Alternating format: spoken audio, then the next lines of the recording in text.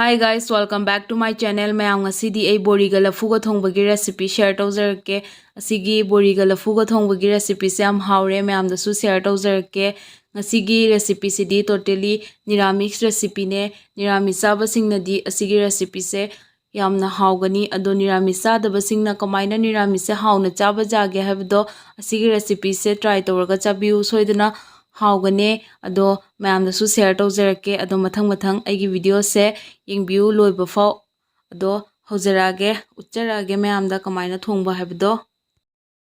ngasigi bori ga lafu ga thongba da hapgadaba ingredient ngai do siga leire lafu ga alu ga se phajana soire aduga phajana chamthokchare lafu se akhoi iromba chabado aduga gidi khitang chawna soire sumaina soibasina chabade yam haure ado sida bori thongba sida hapgadaba ga masala sing do siga leire bori adegi morok tekpa ani khak masala sing se yangkhang jira morok okupa yumda suba morok okupa kashmiri lal mirch se tablespoon amamam laure medium size ki khamen se bi hum phajana paste taure paspuron se tablespoon ama makhai hapani kasuri methi khara hapani aduga asang basina jenam sisu paste taure aduga thauga thunga thumsidi namgadabai changda aduga sisina ngasigi se thongjara ani ahan bada lafuga aluga se pressure cooker da anira kamjarani adu kambalorga mucharake lafuga aluga se pressure cooker da anira kame do magi pressure se chatkhraga ising do chithoe ado hojik seng ha inghalaga thamani ado mathang ucharake khang se phajana sare hojik siga thau hapani thau se hapaga high flame da thau se phajana mulhalani thau se phajana mulle hojik medium flame da thamani aduga bori sing se tawthoani khara ngangjunaba machu lakpa phau bori se medium flame da olaga tawthoksarani minute ani hum tawthoksare bori se hojik sida lautharani bori se bori ngauraga lemhoba thau siga hojik paspuron hapani paspuron se phajana pokhai rakpa phau ngairani paspuron se hojik phajana pokhaire hojik machu se kitang ole hojik siga ngasai jenam paste to hapani jenam paste se hapaga mai se dum medium flame da thamaga se minute ahum ngaurani phajana mix tawraga jenam se medium flame da minute ahum ngaure hojik siga khamen sembi paste to hapchalani khamen sembi paste se hapaga phajana mix tawrani khamen sembi paste siga jenam siga amuk minute ahum ngaurani medium flame da minute ahum medium flame da phajana ngaure aduga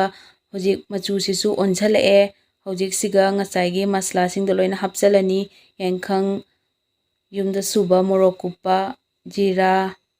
adegi kashmiri lal mirch sidi sade machu khata phajana bagine masala sing se hapam dai dadi mai se lo tawraga thamme ado hojik masala sing se phajana mix tawrani aduga mix tawraga muk kitang medium tawrani aduga muksu lo tawrani adumai tawraga masala sing se ngaurani minute ani muk ngaure masala sing se hojik thau khara masala sing thigegi thoklakpa haure ado phajana thoalani si sing se phajana sumaina olaga ngauraga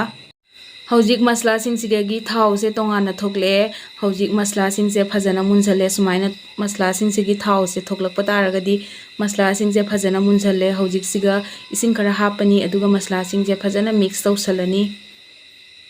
ising se hapaga ising asabane na hapise aduga mai se hojik lo tawraga thamme hojik se phajana mix tawrani aduga siga hojik lafu hapchalani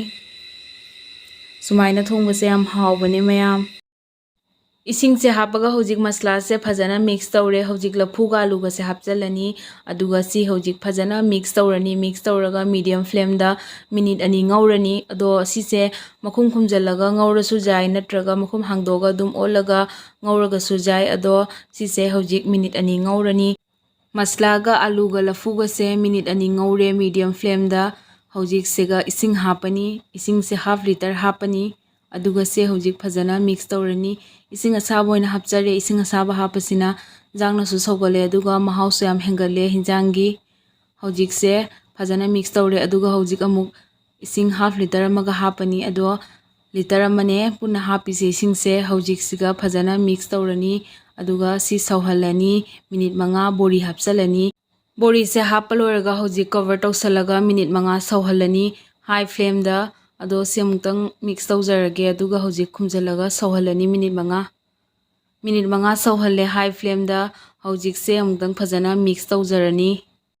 ꯍꯧꯖꯤꯛꯁꯦ ꯐꯖꯅ mix ꯇꯧꯔꯒ ꯉꯁꯥꯏꯒꯤ ꯃꯣꯔꯣꯛ ꯑꯇꯦꯛꯄꯗꯣ ꯇꯪꯈꯥꯏ ꯈꯥꯏꯔꯒ ꯁꯤꯗ ꯍꯥꯞꯆꯜꯂꯅꯤ ꯃꯣꯔꯣꯛ ꯑꯇꯦꯛꯄꯒꯤ ꯐ꯭ꯂꯦꯚꯔꯁꯤꯅ ꯍꯤꯟꯖꯥꯡꯁꯦ ꯌꯥꯝ ꯍꯥꯎꯍꯜꯂꯦ ꯑꯗꯨꯒ ꯁꯤ ꯃꯤꯛꯁ ꯇꯧꯔꯅꯤ ꯑꯗꯨꯒ ꯕꯣꯔꯤꯁꯦ ꯐꯖꯅ ꯉꯥꯏꯍꯥꯛꯀ ꯁꯧꯍꯜꯂꯅꯤ ꯃꯤꯅꯤꯠ 5 ꯈꯛꯀ ꯑꯗꯨ ꯂꯣꯏꯔꯒ ꯎꯠꯆꯔꯛꯀꯦ ꯃꯤꯅꯤꯠ 5 ꯁꯧꯍꯜꯂꯦ ꯍꯧꯖꯤꯛ ꯅꯝꯒꯗꯕ ꯆꯥꯡꯗ ꯊꯨꯝ ꯍꯥꯞꯄꯦ ꯊꯨꯝꯁꯦ ꯍꯥꯞꯄꯒ ꯍꯧꯖꯤꯛ ꯃꯤꯛꯁ ꯇꯧꯔꯅꯤ ꯃꯤꯛꯁ ꯇꯧꯔꯒ ꯃꯤꯅꯤꯠ ꯑꯃꯈꯛ ꯁꯧꯍꯜꯂꯅꯤ ꯊꯨꯝꯁꯦ ꯐꯖꯅ ꯇꯨꯝꯅꯕꯒꯤ ꯍꯧꯖꯤꯛ ꯃꯤꯅꯤꯠ ꯑꯃꯈꯛ ꯁꯧꯍꯜꯂꯦ ꯍꯧꯖꯤꯛꯁꯤꯒ ꯉꯁꯥꯏꯒꯤ ꯀꯁꯨꯔꯤ ꯃꯦꯊꯤꯗꯣ ꯁꯤꯁꯦ ꯁꯨꯃꯥꯏꯅ ꯈꯔ ꯅꯣꯏꯈꯥꯏꯕꯤꯔꯒ ꯏꯟꯖꯥꯡꯁꯤꯒ ꯍꯥꯞꯄꯒꯗꯤ ꯌꯥꯝ ꯍꯥꯎꯔꯦ ꯑꯗꯨ ꯍꯥꯞꯇ꯭ꯔꯒꯁꯨ ꯀꯥꯏꯗꯦ ꯀꯁꯨꯔꯤ ꯃꯦꯊꯤꯁꯦ ꯍꯥꯞꯄꯅꯤ ꯑꯗꯨꯒ ꯁꯤ ꯃꯤꯛꯁ ꯇꯧꯔꯅꯤ ꯑꯗꯨꯒ ꯉꯁꯤꯒꯤ ꯕꯣꯔꯤꯒ ꯂꯐꯨꯒ ꯊꯣꯡꯕꯁꯦ ꯂꯣꯏꯔꯦ ꯍꯧꯖꯤꯛ ꯒ꯭ꯌꯥꯁ ꯐ꯭ꯂꯦꯝ ꯑꯣꯐ ꯇꯧꯔꯅꯤ ꯑꯩꯒꯤ ꯉꯁꯤꯒꯤ ꯕꯣꯔꯤꯒ ꯂꯐꯨꯒ ꯊꯣꯡꯕꯒꯤ ꯔꯦꯁꯤꯄꯤꯁꯦ ꯂꯣꯏꯔꯦ ꯃꯌꯥꯝ ꯁꯨꯃꯥꯏꯅ ꯑꯃꯨꯛꯇꯪ ꯊꯣꯡꯉꯒ ꯆꯥꯕꯤꯌꯨ ꯌꯥꯝ ꯍꯥꯎꯕ ꯔꯦꯁꯤꯄꯤꯅꯦ ꯃꯌꯥꯝ ꯁꯣꯏꯗꯅ ꯄꯥꯝꯒꯅꯤ ꯑꯗꯨꯒ ꯌꯨꯝꯗ ꯒꯦꯁ ꯂꯥꯛꯄꯗꯁꯨ ꯁꯨꯃꯥꯏꯅ ꯊꯣꯡꯉꯒ ꯄꯤꯖꯕꯤꯌꯨ ꯑꯁꯤꯒꯤ ꯔꯦꯁꯤꯄꯤꯁꯦ ꯒꯦꯁꯅꯁꯨ ꯁꯣꯏꯗꯅ ꯄꯥꯝꯒꯅꯤ ꯑꯗꯨꯒ ꯑꯩꯒꯤ ꯔꯦꯁꯤꯄꯤꯁꯦ ꯄꯥꯝꯕꯤꯔꯒꯗꯤ ꯃꯌꯥꯝꯒꯤ ꯐ꯭ꯔꯦꯟꯁ ꯐꯦꯃꯤꯂꯤꯗꯁꯨ ꯁꯦꯌꯔ ꯇꯧꯕꯤꯌꯨ ꯑꯗꯨꯒ ꯃꯌꯥꯝ ꯑꯩꯒꯤ ꯆꯦꯅꯦꯜꯁꯤꯕꯨ ꯁꯞꯄꯣꯔꯠ ꯇꯧꯕꯤꯌꯨ ꯃꯊꯪꯗ ꯑꯅꯧ ꯑꯅꯧꯕ ꯔꯦꯁꯤꯄꯤ ꯚꯤꯗꯤꯑꯣ ꯊꯥꯡꯒꯠꯆꯔꯛꯀꯦ ꯃꯌꯥꯝ ꯉꯁꯤꯒꯤ ꯔꯦꯁꯤꯄꯤꯁꯦ ꯇ꯭ꯔꯥꯏ ꯇꯧꯕꯤꯔꯒ ꯇꯦꯁꯇꯣ ꯀꯃꯥꯏꯅ ꯐꯪꯒꯦ ꯍꯥꯏꯕꯗꯣ ꯀꯣꯃꯦꯟꯇ ꯍꯥꯏꯕꯤꯔꯝꯃꯨ ꯌꯥꯝ ꯅꯨꯡꯉꯥꯏꯒꯅꯤ ꯑꯗꯣ ꯉꯁꯤꯒꯤꯗꯤ ꯂꯣꯏꯁꯤꯟꯖꯔꯒꯦ